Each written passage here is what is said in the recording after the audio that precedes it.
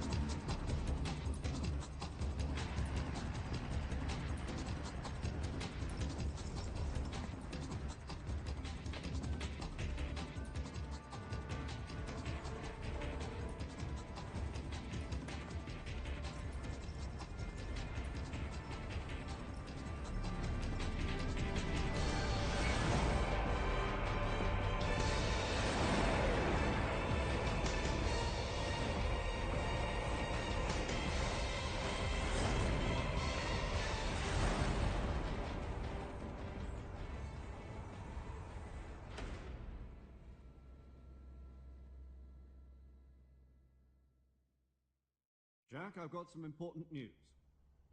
The head of the CIA has finally given us the green light for the virtuous mission.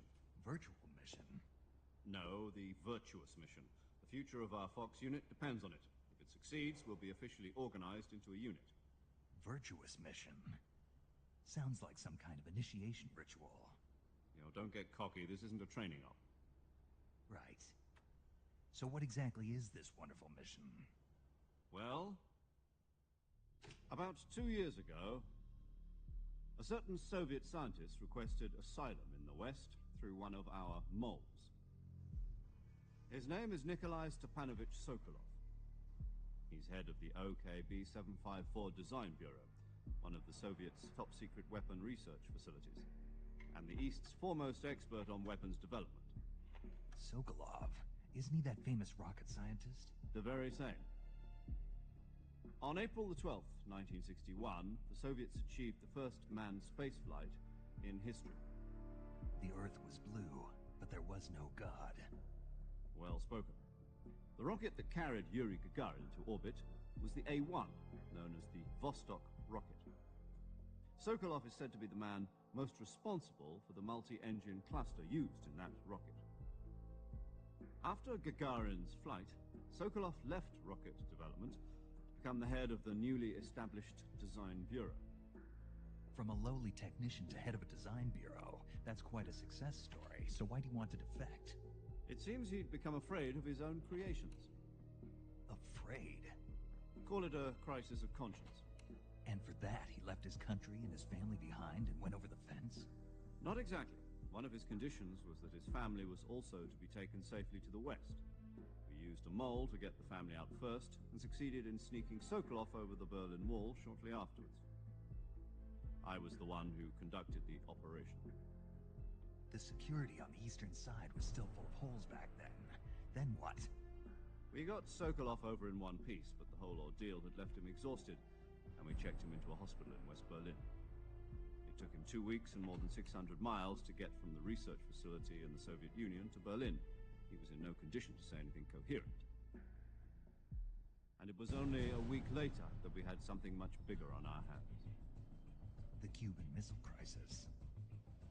October the 16th, 1962, President Kennedy received word that the Soviets were in the process of deploying intermediate-range ballistic missiles in Cuba.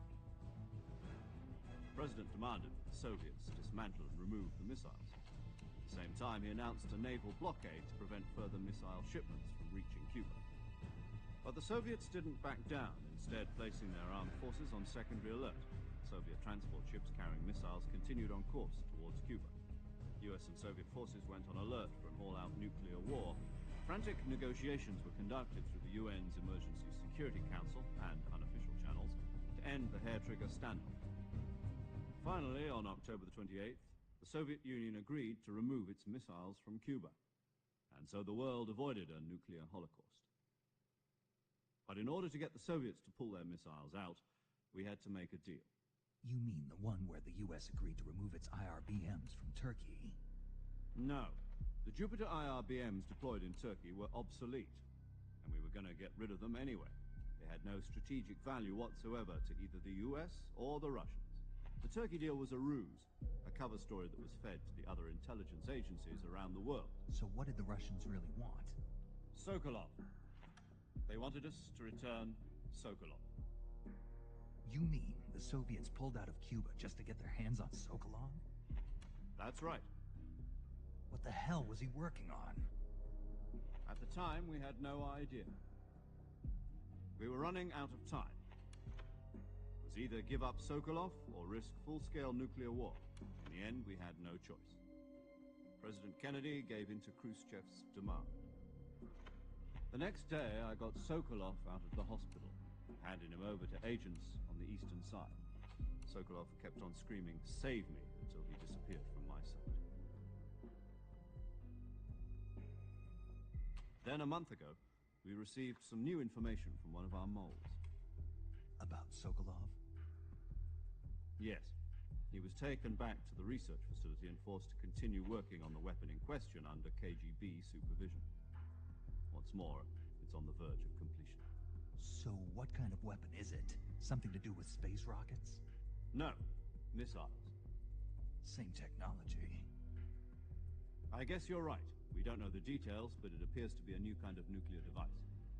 For half a year now, the Soviets have been conducting frequent nuclear tests at Semipalatinsk. Something to do with the weapon, I assume. We're talking about a secret weapon so big that Khrushchev was ready to pull out of Cuba to get it back. Is Sokolov still in the facility? No. According to our intelligence, he's in Selinoyarsk, a place in the mountains about 3 miles to the west that's known as the Virgin Cliffs. The Virgin Cliffs. Nice name for a virtuous mission. They moved him there just recently. Why?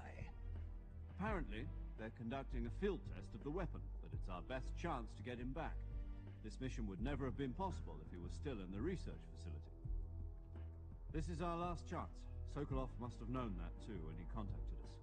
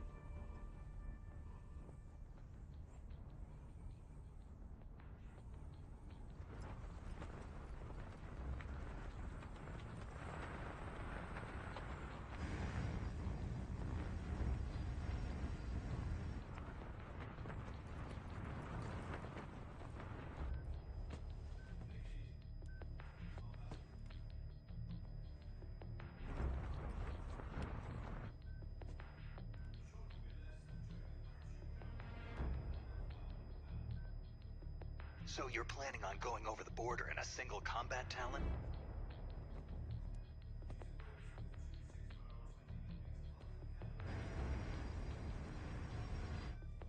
Sounds like she could hold her own against a battalion of tanks.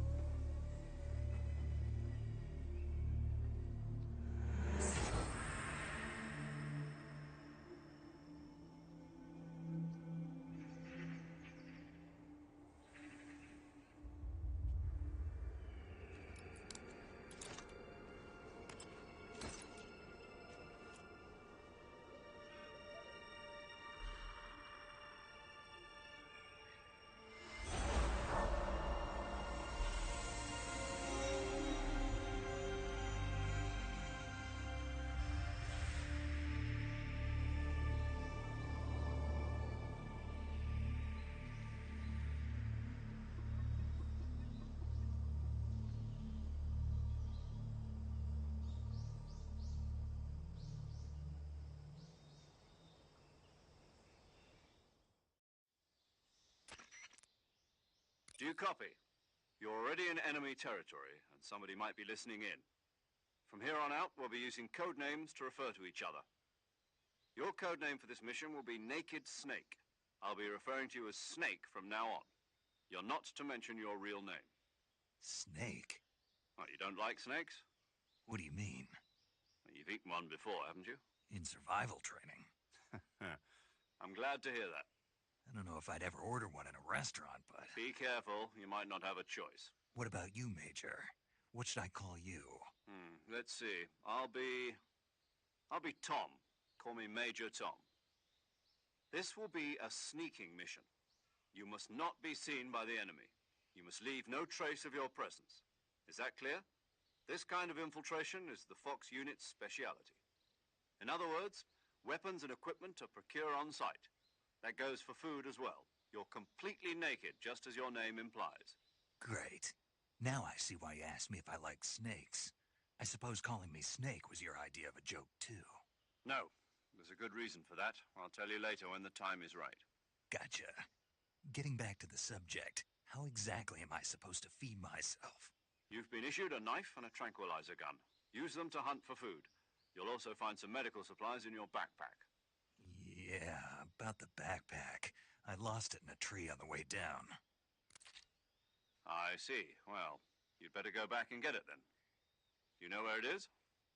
No problem. I can see it from here. It's stuck on a branch.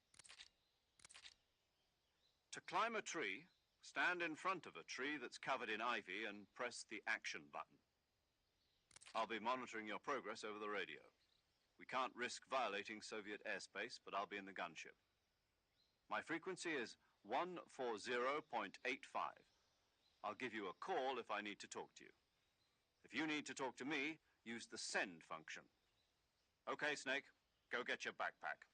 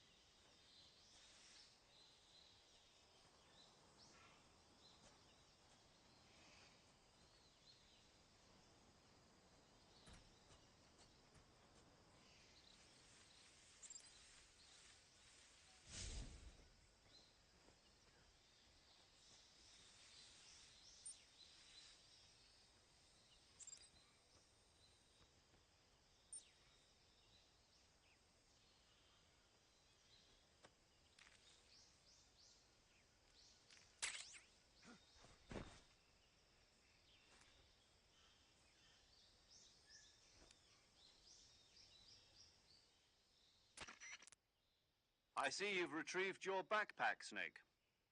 To equip a weapon, it's necessary to take it out of your backpack. In the survival viewer, choose Weapon from the backpack. Your available weapons will be displayed in a list on the screen. From that list, choose the weapon you want to equip and press the Enter button. For other equipped items, just do the same thing from Item. Got it. Use the survival viewer backpack. Yep, that's right. Survival is fundamental to this mission. After you've been out in the field for a while, your stamina will start to drop. If your stamina gets too low, it'll affect your performance. You won't be able to shoot accurately, for example, and your wounds won't heal as smoothly. Keep an eye on your stamina so you don't run out. To recover lost stamina, you can hunt for local flora and fauna. You can use either your tranquilizer gun or your knife to hunt. My only weapon is a Mark 22 Hush Puppy tranquilizer gun? That's right. It's been fitted with its own suppressor. However, the suppressor will deteriorate every time you fire. Once its durability reaches 0, the noise suppression effect will be gone. So don't get too trigger-happy with it. The suppressor's durability is shown in the icon. Any weapons and equipment beyond what you're carrying now, you'll have to find as you go. I have to find my own weapons and equipment? Whose crazy idea was this anyway? Solo covert actions are standard Fox operating procedure.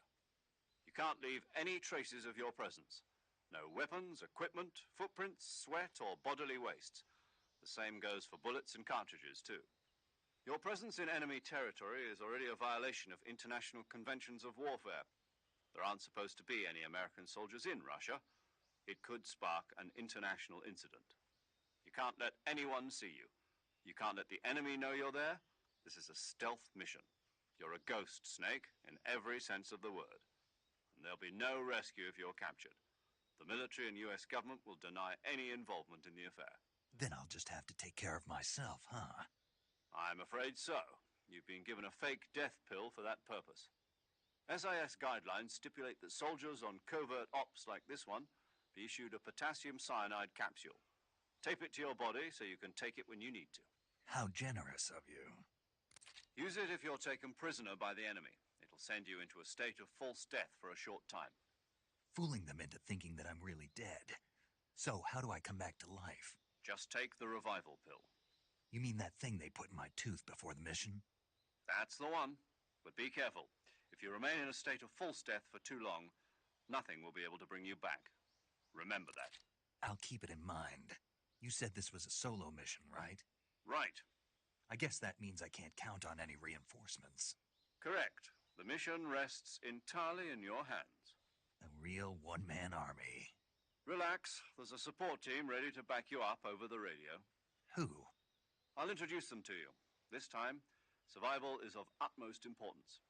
The first member of the support team will be in charge of monitoring your physical condition, acting as a medic, so to speak, as well as recording your mission data.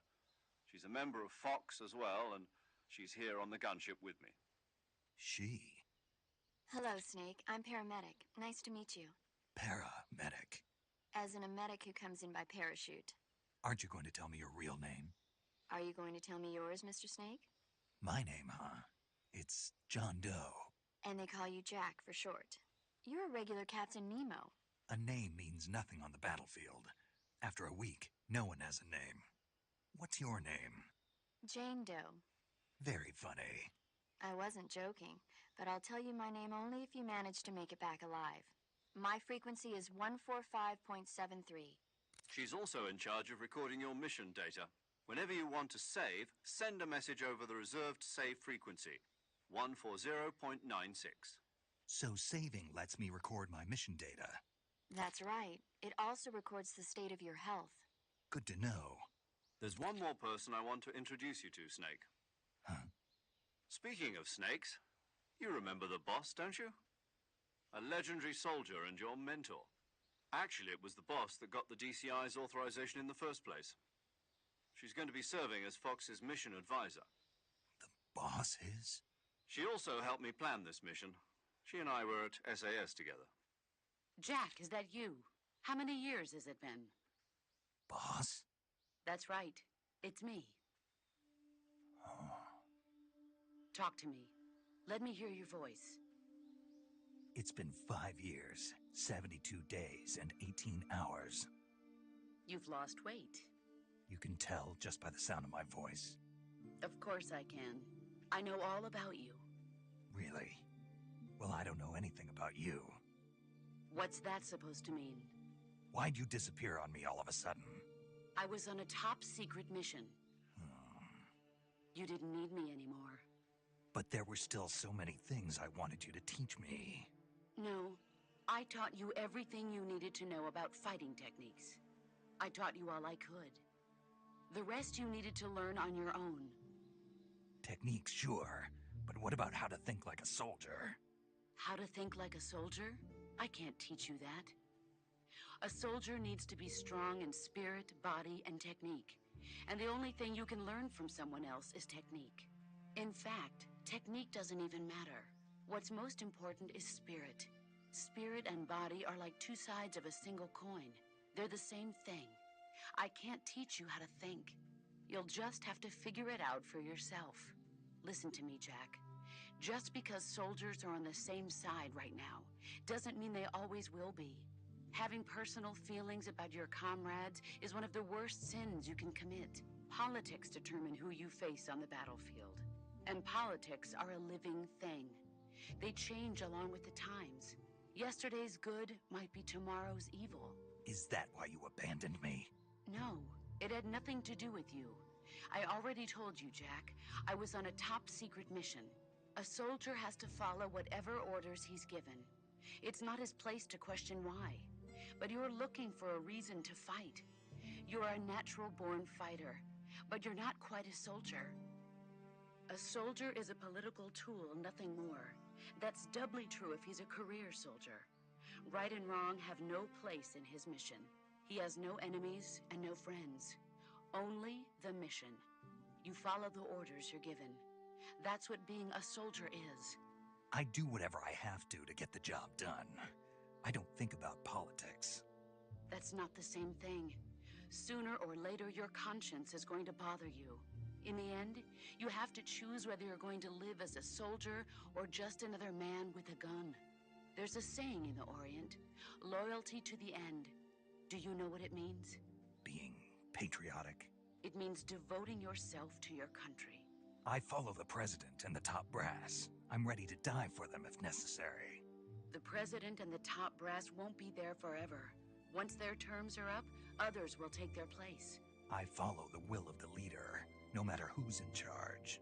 People aren't the ones who dictate the missions. Then who does? The times.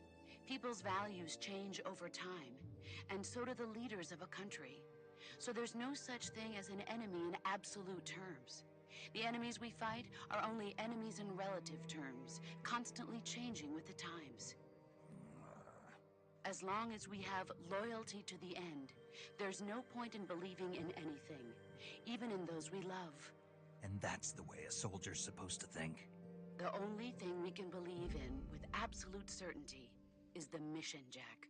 All right, but do me a favor. What is it? Call me Snake. Snake. Oh, right. Your codename is Snake. It suits you well. That's right. The legendary unit that the boss put together during World War II was a snake. The Cobra unit, a group of heroes that brought the war to an end and saved the world. As long as you've got a legendary hero backing you up, you'll be fine. Isn't that right, Snake? Yeah, I can't think of anyone else I'd rather have with me. Oh, and one more thing, boss. Yes? It's good to hear your voice again. Same here. After all, who knows if either of us will make it out alive? Snake, you are always best at urban warfare and infiltrating buildings. But this is the jungle. Survival is going to be key. Those CQC techniques I taught you are sure to come in handy. CQC? Close quarters combat, huh? I've been in the Green Berets for the past few years. I'm probably pretty rusty. Not to worry. I'll be here to help you remember. After all, this is your first actual survival mission. I'll be supporting you over the radio.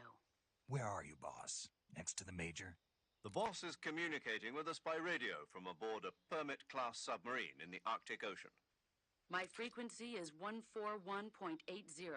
Call me if you need my advice on battle techniques. Gotcha. Your mission is to retrieve Dr. Sokolov. Dr. Sokolov is being held in an abandoned factory located to the north of your current position. Avoid heavy combat and don't let anyone see you. Don't forget that this is a stealth mission.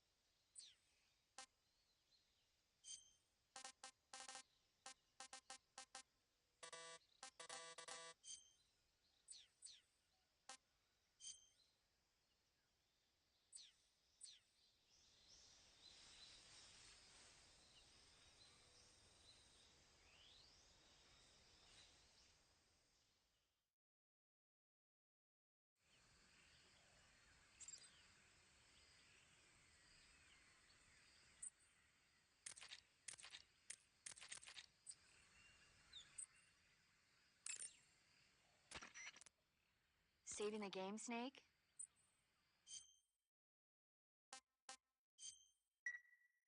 Hey, Snake, you ever heard of Godzilla, King of Monsters? No, what is it? It's a movie. You haven't seen it? Nope.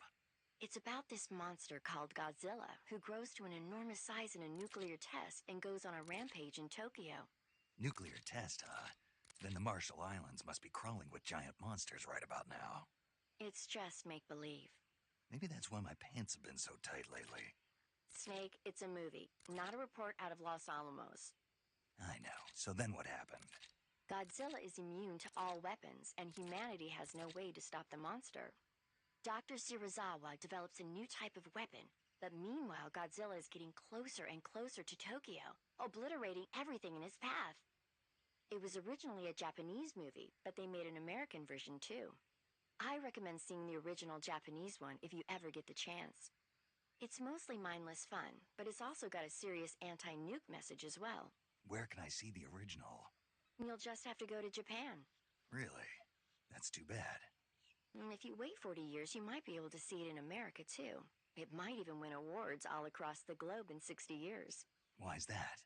2024 will be Godzilla's 70th birthday. You think they're still going to be making Godzilla movies then? Of course. Everybody loves Godzilla. You sure know a lot about movies. I don't suppose you're the movie-watching type, are you? Not really. Okay, then I'll tell you everything I know. When the going gets tough, movies can save your life. It's always good to be able to look at things from a different perspective when you get in a jam. That's the magic of movies. No kidding. Well, I guess it might at least make a nice distraction. That's the spirit, Snake. Have a little fun.